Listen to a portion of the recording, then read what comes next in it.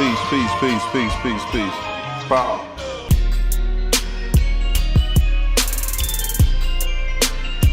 This is the Dope Ones podcast. The Dope Ones. The Dope Ones. Yo, peace. Power. What's good, y'all? You are now tapped in to the Dope Ones podcast. I am Donna's Dope, creator of the Dope Ones. We on the couch, man, coming to you from Sacramento, California. You can follow me on IG at Donna's Dope. You can follow the brand at Dope Ones Official. And then you can shop with us, man. www.thedopeones.com. So I just decided, everybody else getting in this podcast game, I just wanted to take a shot at it. You know what I'm saying? I just wanted to talk my shit. It's a lot to talk about. It's a lot going on in the world right now. I want people to hear what I got to say. I want people to hear what my guests got to say. So for my first guest, I'm bringing on a guy who I've known for over a decade. He hails from Los Angeles, California, by way of the DMV. He's a real estate investor. He is an event planner, and he's a podcast host. My guy, Frank Nitty. Yo, Donnie. Frank, what's good, my bro? Ain't too much, man. What's going on? Thank you for tapping in with us, bro. Appreciate it. Of course. You know, you're my first guest on my podcast, man. So thank you. Really? I mean, I just wanted to get on here and talk my shit, man. But what I really wanted to do was I wanted to create a platform for Black entrepreneurs, Black creatives, Black dads. And you check two of those, two out of three boxes, man. Yeah, 2 out of 3. 2 out of 3. Word, man. What's good with you, my brother? Not too much, man. I'm good, man. How you been? Just maintaining, man. Just juggling business, family life, trying to readjust to this new COVID world we living in right now. Right. It's been saying? Crazy. It's definitely been crazy. And that's exactly, why I was compelled to jump on here and just start dialogue, man. You know what I'm saying? That's real. Yeah, man. I'm happy to go ahead. I feel like I haven't spoken to you and actually spoken to you in years. I was just got to be since it's like the last time we actually spoke had to be in 2012. Yeah, man. Yeah. Something like that. And we had been doing work already for 5 years at that point. Right. Right. But that's a little bit what I'm taking me back. Huh? I said it's taking me back right now. I know, right? Crazy. It's like another life, right? Right. It is. But yeah, man, I definitely want to, just talk to you about your come up, your transition from the East to the West Coast. Something we both can relate to. We both East Coast guys, doing our thing on the West Coast now. Yeah. I've been watching the moves you've been making. You know what I mean? Definitely been inspiring me. You know what I mean? I appreciate that, man. Absolutely, bro. Absolutely. But we just going to jump right into it, man. Just have a conversation. You know what I mean? But first and foremost, bro, I want to ask you, in light of everything that's going on in the world right now, as a Black man in America, what are your thoughts? What are your thoughts about, race relations right now, Black Lives Matter, police brutality, things that we've been dealing with, but, it's all, it's spilling out in the streets now, and it's real. By the way, salute to you for being out there. You know what I'm saying? I appreciate that. I mean, do we have enough time to talk about stuff like that, man? It's so, there's so many levels, and it's so, I wouldn't even say convoluted. It's just there's so much to it, right? So to me, and the conversation I've been having with a lot of people I've spoken to over the course of, the last month or so, is just that a lot of this stuff you never would have thought that we would ever come to this point where people actually, outside of, our own community shed light on it. And it's there's so many layers to it. From the policing layer to, just how Black people are treated, how you have to live your life every day as a Black man, you know what I'm saying? The darker your skin, the more, stuff you deal with on every end. Even you know what I'm saying? Because to me, it divides even into amongst, us Black people as well, colorism, Absolutely. You know what I'm saying? If you want to ask me what I really think, the one thing I really think is the biggest part of this is and I've had this conversation with a few people, is what are the next plausible action steps, right? Because like none of this, like I said, this moment couldn't have happened without the circumstances, there being no sports, everyone in the house, everyone, not having much like going on, and to be able to like see that video and watch that man like on his, like with his knee on his neck for 8 minutes and 46 seconds, for us to be able to see that, we might not have this moment, right? But now that we've had this moment, it's like, how do we move forward and not let it die? Because, once, it stops trending, and once things are like, even today I was seeing some stuff about, Breonna Taylor stopped trending, the cops still haven't been arrested. So it's like, no, I get that. And it's just like, but, I've seen certain plausible steps, certain actionable steps, like things happen in the form of like a few people being, a few cities and trying to look into reforms and cutting budgets. But it's like, we can't just have, some lip service and everybody saying Black Lives Matter. Cool. I never thought we'd ever get to that day. So we're here, but it's like, how do we continue to grow this and continue to pierce it through all of the layers? You know what I'm saying? Like I was really happy that, the support Black businesses was one of the things that happened like in the whole movement, because that's all a part of it. Like the whole concept of systemic racism, how many layers it like goes. It's not just police brutality, because the police in this country are trained poorly on all ends of the board, right? And especially like, you know what I'm saying, in our relations with them as Black men or just Black people in general, right? So it's like, how many different layers? How do we continue to like peel back this onion and try to like, you know what I'm saying, get us to the point where we have some level or some semblance of the equality that we're fighting for, right? Because I was having, in one of the conversations I was having with somebody, the concept or the thought was, should there be some kind of leader? I said, no, everybody's the leader, but it's like, eventually people, get tired of certain things, you know what I'm saying? Or, you can't say the same thing every day, or you won't say the same thing every day. So this starts to die down.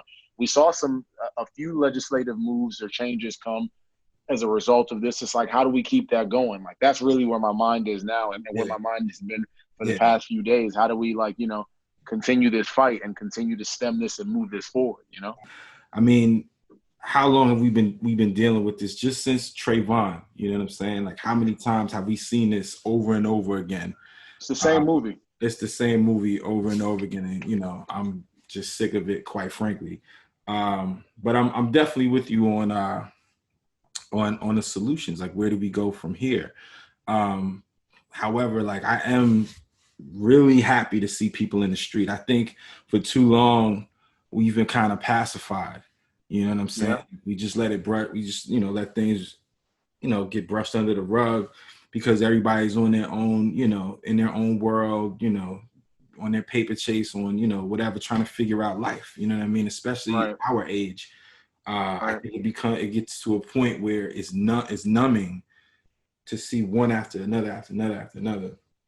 But the time to hit the streets and let it be known exactly how we feel is right now. You know what I mean? And I think, it's almost like a new age, I don't know, revolution. And I say new age revolution because of what you mentioned earlier. In this time, the difference, I think, because we've been fighting this, but the difference is we have more allies in the game now. It's not just a black and white thing anymore. It's an ideology thing now. Right. You know what I mean? Because, there's Black people on the other side too, quite frankly. You know what I'm saying? Right. And I mean, if the Black section at the Trump rally isn't an indication of just a microcosm of what's going on, it's an ideology now. So, and I believe that there's more of us than there is of them. Right. I agree. But to quote Malcolm X, to eradicate a problem, you have to go to the root of it. And the root of it is really cut and dry. It's white supremacy. It's what this country was built on. Right. It's in every institution of this country. You name it, it's there. and it hasn't gone anywhere. You know what I'm saying? It's just now we live in the age of of social media, of, information coming at us a mile a minute, and nothing is secret now. The secret is out, and people are pissed off. People are tired of this shit. So I'm really happy to see people in the street. I would be in the street if I didn't have 3 kids, but I'm couch protesting. You know what I'm saying? I'm doing my part creatively. You know what I mean? So I just, I'm with you though, bro. I want to see some sort of, like, we got to organize now. We got to take steps that's going to enrich our future and our kids' future. You know what I mean? And one huge step in that direction, which is a good segue to my next question, is financial literacy. And that's something that we lack. Systemic racism has everything to do with that. There was something I used to tell people all the time. And it's like, even as I started to get my own financial literacy, because I used to kind of be like, well, I used to be kind of one of these people that would also say things like, man, no matter what the circumstance is, you got to try to find your way or figure it out, because that's just who I am as a person, right? Right. But then as I started to gain some financial, like, understanding, literacy, just read more and learn more things, I've realized something that is a part of this all, right? Think about this, right? And you can see it in a lot of walks of life, right? So for most white people in this country, most of, like, that are our age even, right? Most of them have a story like this. My father and mother, or my grandma, mother or grandfather bought a house in 1935. Generational money. Right. They bought it for like $13,000, and that was quickly paid off. And that house today is worth $400,000.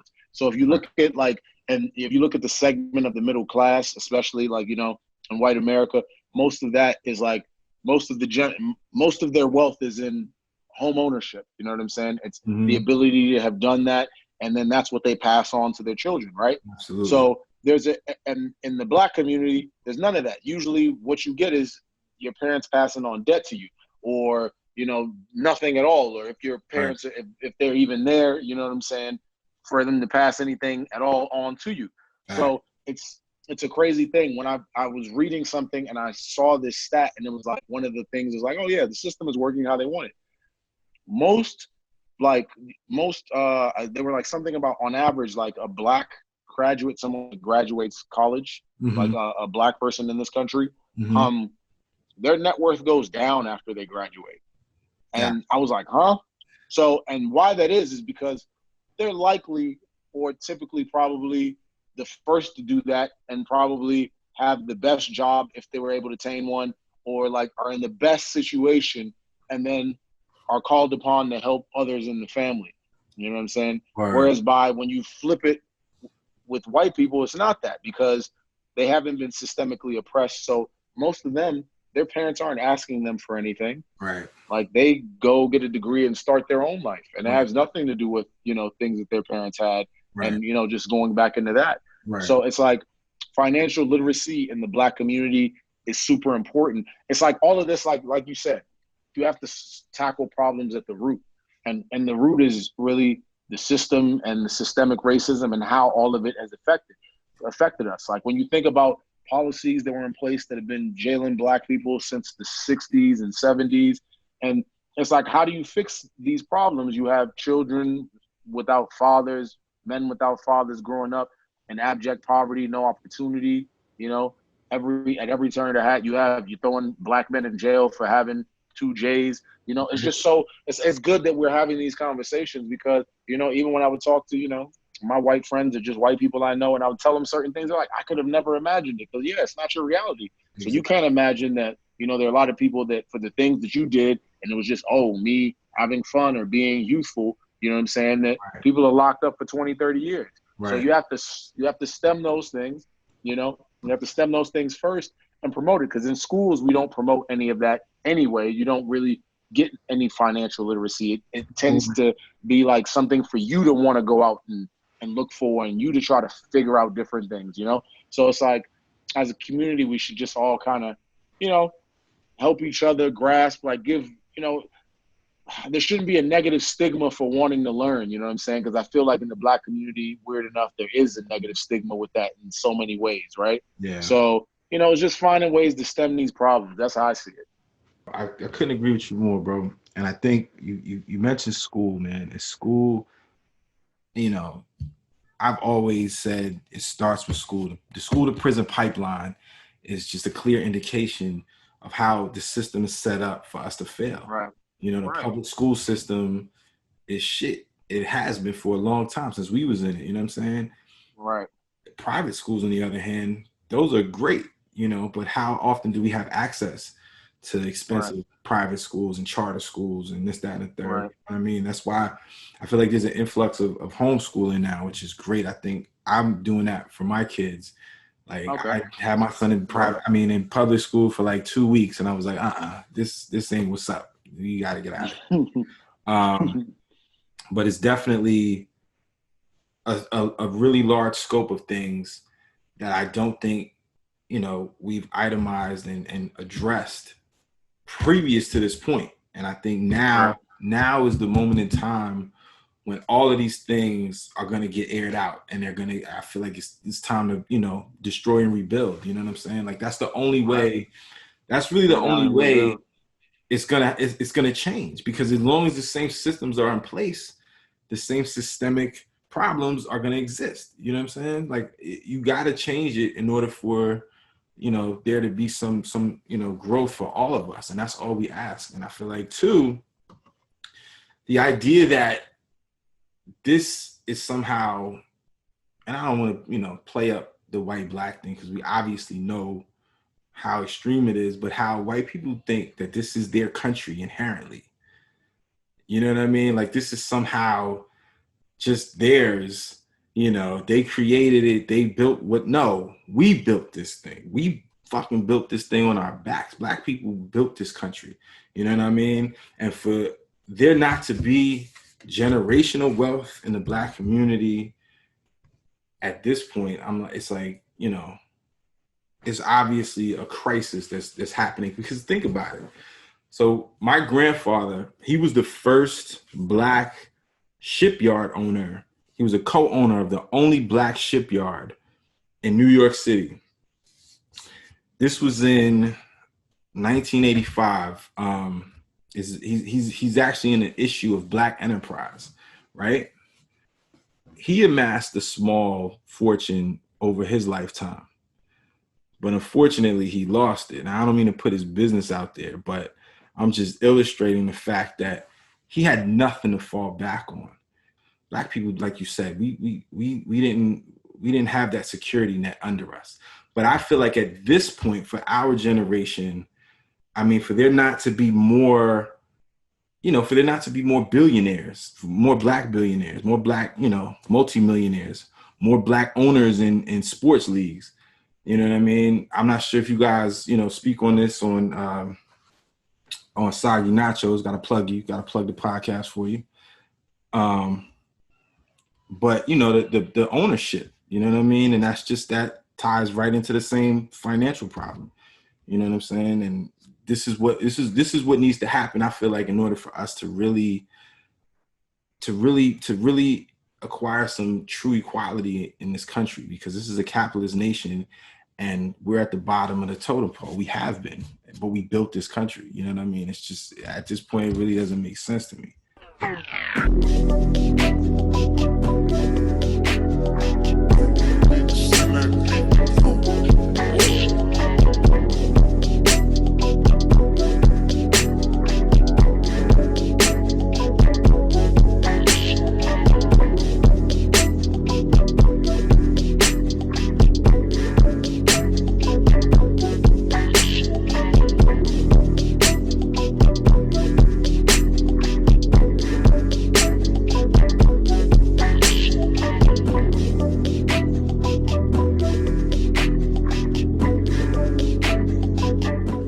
So like I was saying, man, just to speak on what we were talking about previously, just about financial literacy and financial freedom, a cornerstone of that is real estate. I wanted to ask you a little bit about how you got into real estate investing My little brother, he does it too. He's getting his feet wet with it. He's doing his thing. Okay. But I wanted to ask you, how you got into it and, how it's been, thus far. So, I mean, it's definitely a tough industry, but so it's interesting. It goes back to, back when, you were doing flyers, what I'm saying, for me actually in the club. So when I was working when I was throwing parties, one of the things I was also doing at that point in time, I don't know how, I don't even remember, but I had accidentally stumbled into like the world of insurance. Oh, I do remember. I was into sales. So in the process of being in sales, one of the things that came across the map was, life and health insurance.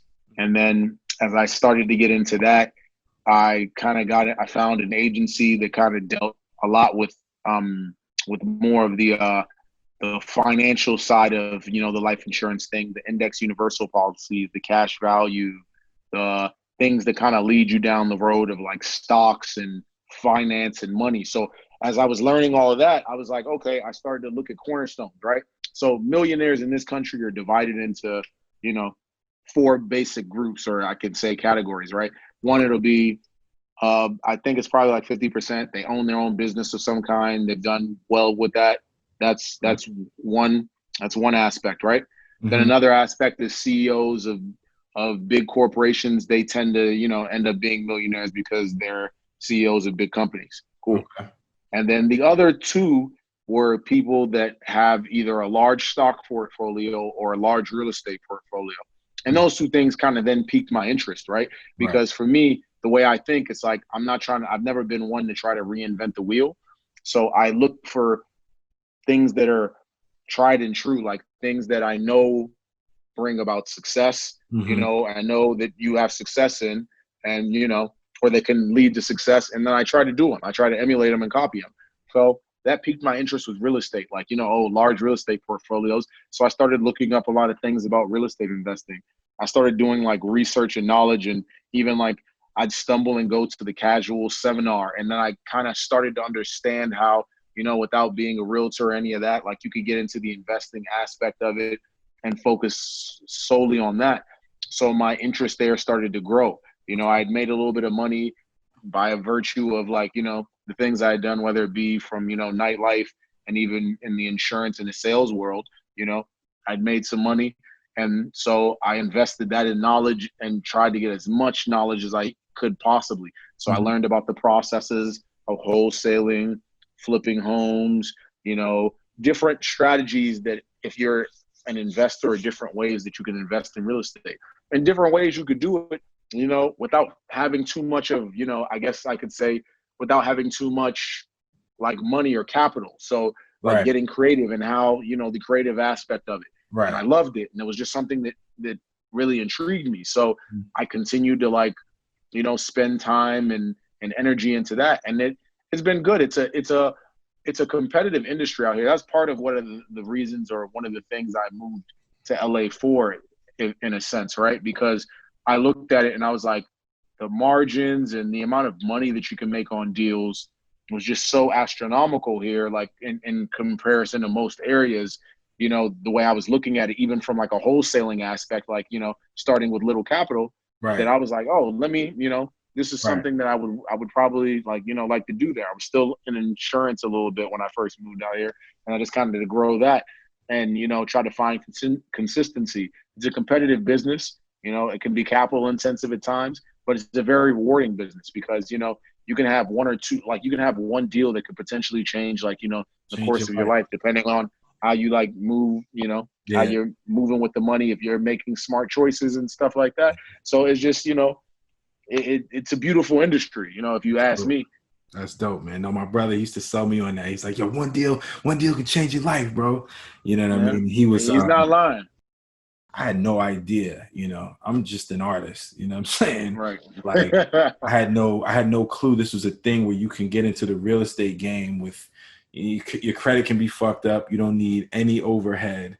You know what I mean? You need no real capital to bring to the table, yet you can broker these big deals that again could change your life. No, that's dope, man. And that's the type of thing. Like we don't know these things. Like I said, I had no clue that this was an industry that you could get into. These industries that are out here, they are viable industries, like even e-commerce.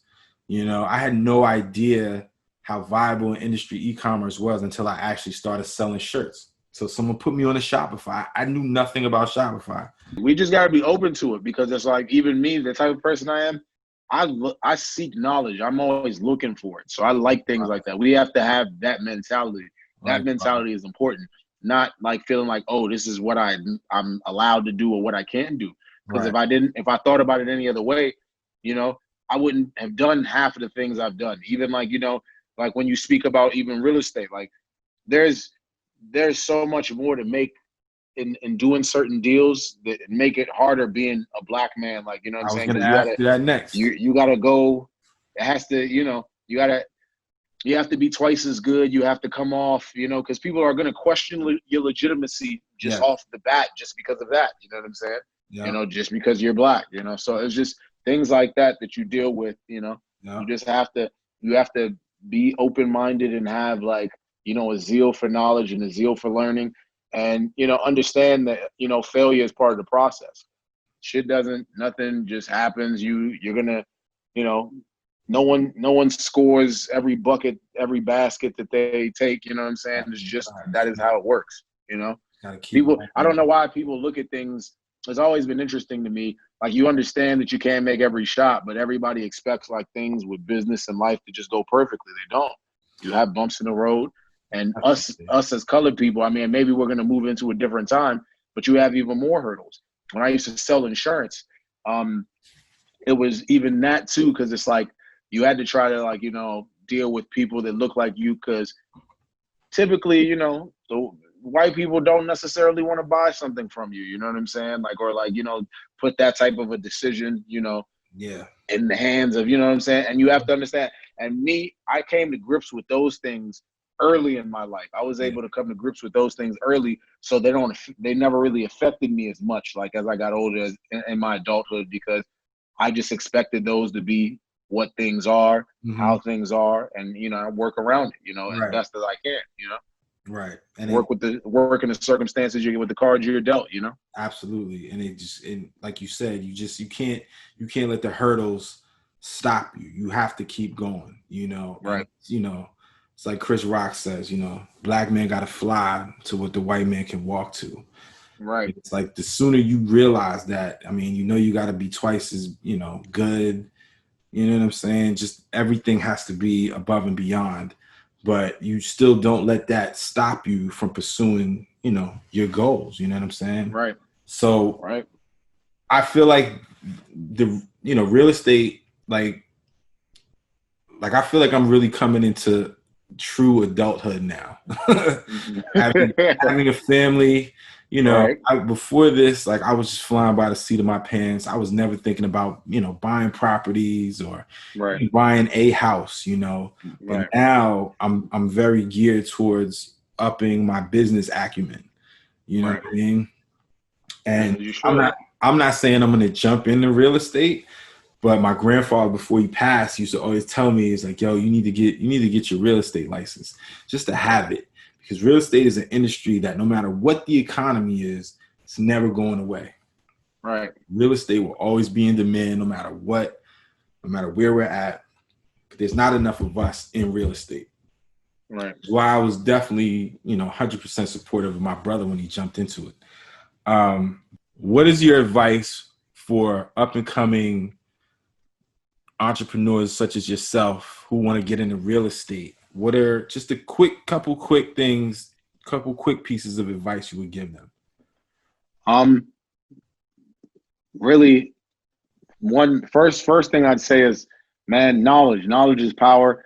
Find as many different books, different things that you can, like, study material on, because the like in real estate is there's so many different ways to make money with and in the field of real estate. So you have to like, first of all, get as much knowledge as you can to see what kind of makes sense for you, what direction you want to go in, where you fit, like, because everything is a puzzle, right? You know, where it's like that you can sit down today, you know, that's number one. And, like, you know, what you want to do. I also advise you, because it is a very entrepreneurial thing, make sure you have something else, you know what I'm saying, that you're doing in the meantime to build up your cachet or your capital. That you don't just wake up today and it's like, well, I'm going to try to become a millionaire in real estate and not have anything else going on, because you're going to struggle, and you're going to, until you can build some level of consistency, you might not, because even I say this, my first 2 years, I closed a lot of deals, but that's just because I was I was creative with it, right? Yeah. But sometimes I still went in between, but I might make a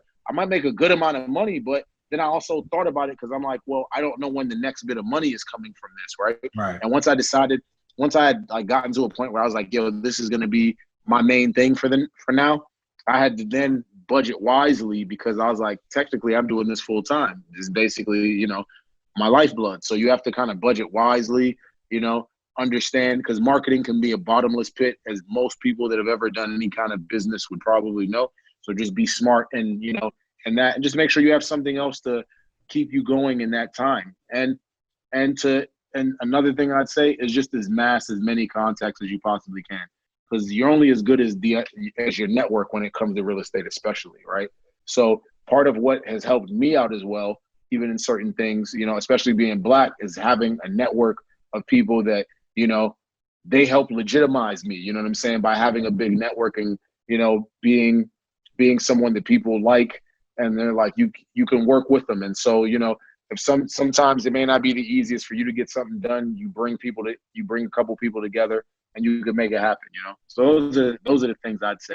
Getting started, you want to make sure you have something else going on, get as much knowledge as humanly possible, you know what I'm saying, as much as humanly possible in every avenue, and kind of just look at it, stay open-minded with it, and build as big of a team as you possibly can, or as big a network of resources, because you're going to rely heavily on other people when it comes to real estate. So build a big network. No, that's great advice, Frank. And I know it's a lot, it's a lot of people who are getting into real estate. I feel like I see it a lot all the time. It's like a trend now. People are, jumping into real estate, but I feel like a lot of times, people do go into things blindly thinking that they can just, get a bag quick. And you know what I mean? It's a lot of education that we need to, it's a lot of self-education we need to implement. Yeah. You know what I mean? So yes, sir. That's great advice, bro. But just switching gears for a minute, man. Tell us how you got in the podcasting, man. Tell us a little bit about the Soggy Nachos podcast. Okay, so Soggy Nachos is a podcast I do with two of my homies from high school. It's a sports podcast. You designed our I guess our cover art. I was actually going to hit you because we might need something else. We might want to change it up at some point soon. But you already know. Yeah. So it was interesting because the three of us, right? It's funny, we all went to high school together. We were cool, but we didn't really get cool until like after high school, like really, really cool, where we would sit around and like do fantasy football shit and talk about sports. Where'd you go to high school, Frank? In Silver Spring, Blair. Okay. Yeah. So so when we kind of like after high school, like in college, we would just kind of like talk about sports a lot and just do things of that nature. We developed a relationship where when things happened, we would talk to each other. And it's funny because there are levels of like a sports fan, right? So I'd like to consider us as like, educated sports fans. Like we really are like really into sports, and we know what's going on. So we would have these in-depth and detailed conversations. Word. So now one of the guys, his name is Janelle, he like loves podcasts, period. So he used to watch podcasts, like he used to listen to a bunch of them. He'll listen to them when he's driving to work, all kinds of stuff. And he was like, to be quite honest with you, these conversations that we sit around on the phone, like on a random day, and we'll be talking for an hour and a half about, this, that, and all these detailed little things we want to break down is like why this guy's better than that guy and all that stuff. He's like, why don't we just record this and like just kind of put some structure to it, because we're sitting around and we're going to have these conversations anyway, and we have a good formula and a good mix, between the three of us. We should just do this. So, it was interesting because it's like in that sense, right? One of the things that's made this made the podcast work is like, it's not one of these things where, I was already living here in LA and they still live in the DC area, right? So from the onset, it was already like, how do you make it work? Because your typical podcast, everybody's in the same room, This is pre-COVID. I know now everybody is, zoomed out, but Remote. but pre that, you had those notions, and it's like either it was based on some relationship or them having something going on, and they could use the studio or whatever. We didn't have any of that, so it made us be able to kind of build what we're building, which we still are organically, to the sense that as long as we want to do it, we can always do it because we found the cheapest, the easiest, and effective ways. Cost-efficient ways to just kind of do it. And, most people that do listen and like sports, like our content, we always get good reviews from it, even some people that don't necessarily, and or give it a listen, so it's just kind of a random thing, and then it's been a while now. So, I never imagined it. It's not something I was thinking I wanted to do, but, we have fun with it. How long have you had the show?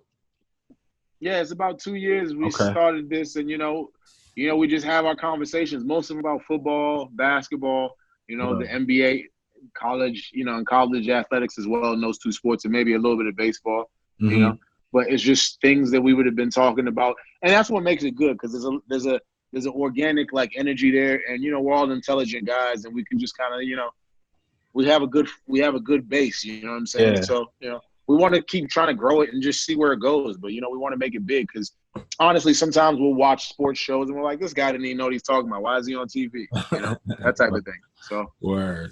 That's dope, man. No, that's dope. So real quick, man, I want to get your opinion on something. How would you feel if Cap got signed by a team?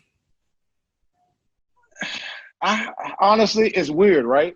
I would think that it's a good thing, but it's interesting because I'll be honest, like my opinion when he first when all this was first happening, I was like, Cap, had a couple of good seasons, but Kaepernick is not, to me he was a mediocre quarterback when you talk about like actual quarterback, play, right? His stat, like if you look at who his stats were like the most similar to, like and I did a blind study, his stats are the same as RG3, and RG3 is not a starter in the league, So, it would be a good thing because he should not have not been. What I will say is this, right?